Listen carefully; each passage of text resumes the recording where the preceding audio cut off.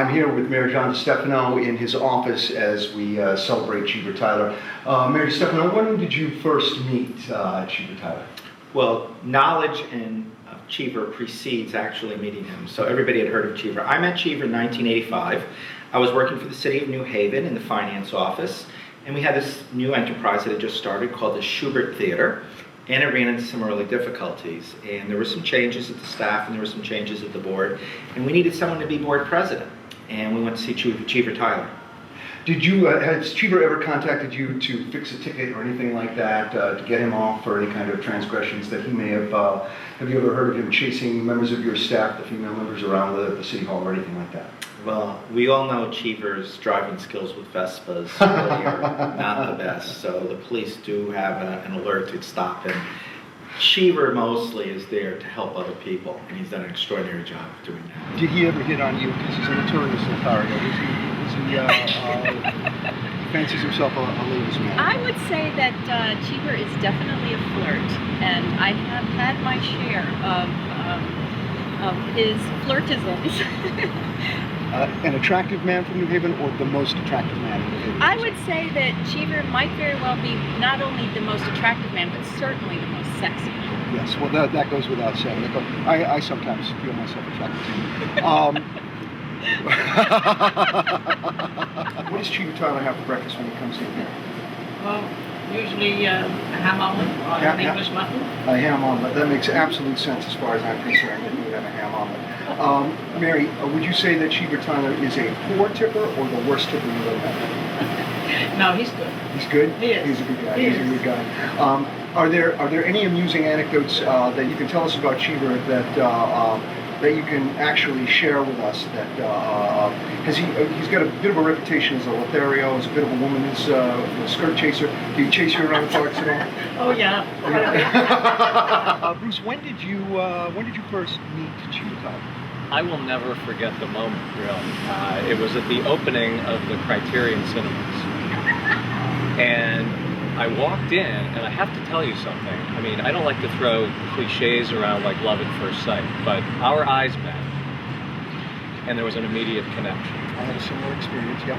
We both had Burberry overcoats. There was that. We started talking, and we were simpatico. There was just this immediate connection. Yeah. I have to tell you something, though. I was a little dismayed. How so? Well, because we made this quick connection, we started actually talking about doing a radio show together. And the idea for the show was to, right over here, go to Richter's. The now closed, unfortunately, Richter's. Disaster, yeah. And have a lunch, but we would turn it into a radio show. We'd call it Lunch with Richter's. That's genius. Why, thank you. Actually, Lunch at Richter's. The Lunch with Richter's wouldn't be so genius, but the Lunch at Richter's.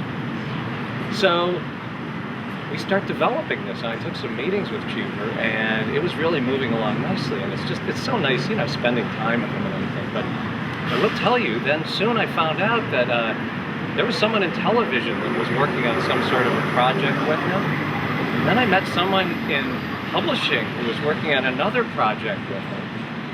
And then I believe newspapers, magazines, and I was like, I thought I was the only one. He's a Renaissance man. Can you speak to that at all? Oh, most definitely. I remember quite clearly my first real interaction with Cheever when he became the chair of the Arts Council Board. He actually came back from a summer vacation up in his beloved Martha's Vineyard. And he was very excited to report to me and Bitsy that while he was there, he had seen two Mexican pianists play this incredible concert. And he loved it so much, he got so excited about this thing, and he knew he had to bring it to New Haven, so he went ahead and booked them. And he was bringing them to New Haven, and the Arts Council was going to present them and do this big fundraiser using these two Mexican pianists who were going to put on an incredible show, and we were going to raise all this money. And guess what? I got a chance to put this whole show together, which wasn't in my job description. It wasn't anything that Bitsy had in mind for me, but it just speaks to Cheever's impulsiveness and his love of the arts. Certainly one of the most eclectic fellows that you hope to meet. Can you say? Absolutely. It's amazing because just when you think there's nothing new you can hear about it, Cheever has written plays, he's written screenplays, theatrical plays, he's acted, he does film, he's made films, he does photography, so he's kind of poetry. Yeah, it's really nonstop, and just when you think there's nothing new, he comes up with something, a new adventure. Even he's goes back to school and to the divinity school, and then you see him around town on his Vespa that he had, which is a wonderful image of him tooling around town. Has he ever called you up to borrow money or to get him out of jail or anything like that?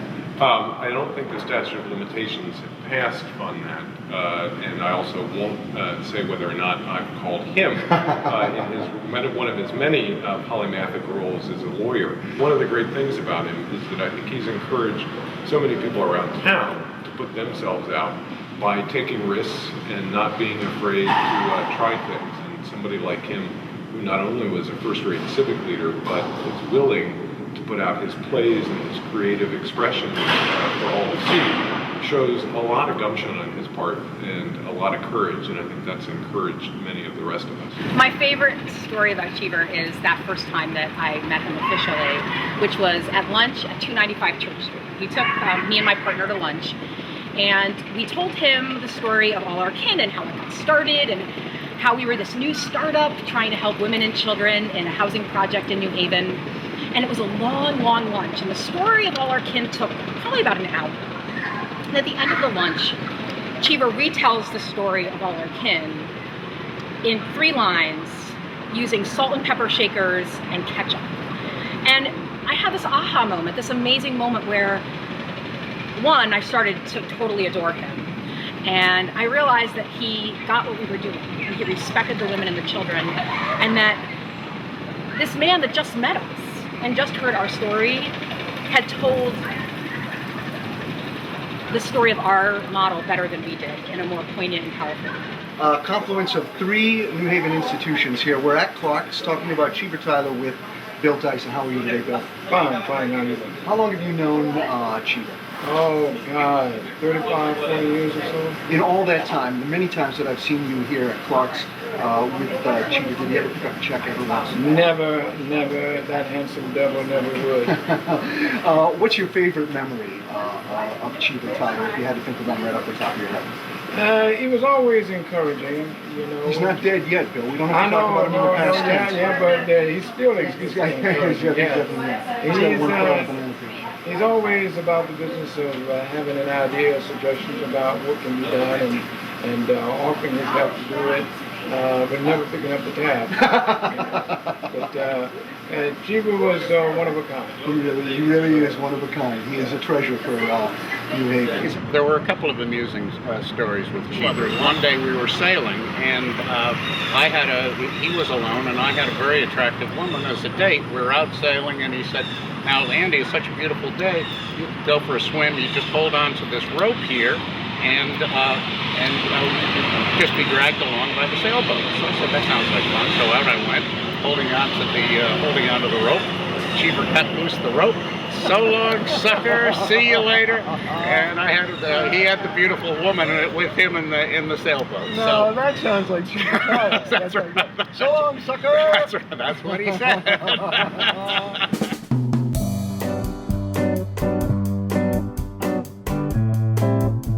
Cheever, you really are the truly ubiquitous person, and having read about you first in the original Preppy Handbook, which also told me about a place called the Elizabethan Club, I'm very pleased that I can now, as an adult, say I'm a member of the Lizzie and a friend of Cheever. And in the words of that incredible work of literature, the original Preppy Handbook, your biography, you really are the #1 mensch. Cheever, I just want to say congratulations on all your fine work that you've done, not only for Elm Shakespeare, but for all the arts organizations of New Haven. Cheever, congratulations, and thank you for all your hard work and incredible career and life in New Haven. It wouldn't be the same without you. Thanks for everything you do for New Haven, Cheever. Congratulations, and thanks for all of your business and your jokes and crafts. Cheever, you're not only a powerful man, you're a handsome man. I will love you forever. Cheever, on behalf of all the women that you indiscreetly flirted with, I want to say we love you, we think you're fantastic, and you just keep on flirting because you're a pro at it. Cheever, we've known each other for 46 years now. It's always been a delight. You've been a great friend, a great neighbor, and a great asset to the community. We love you. Cheever, you're a lousy scooter driver, and there are many other things that don't recommend themselves, but you help make New Haven, New Haven. We have East Rock, we have West Rock, and we have Cheever Tyler. Cheever, I love you so much. I respect you for who you are and what you do.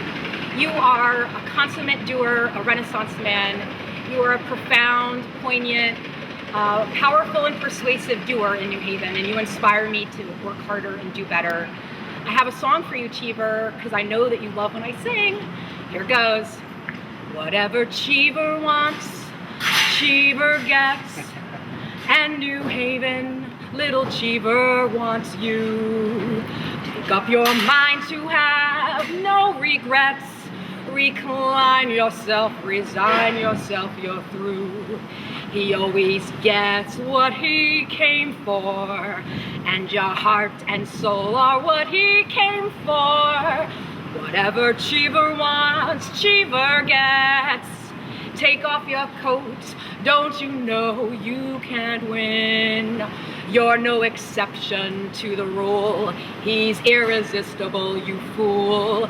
Give in. I love you!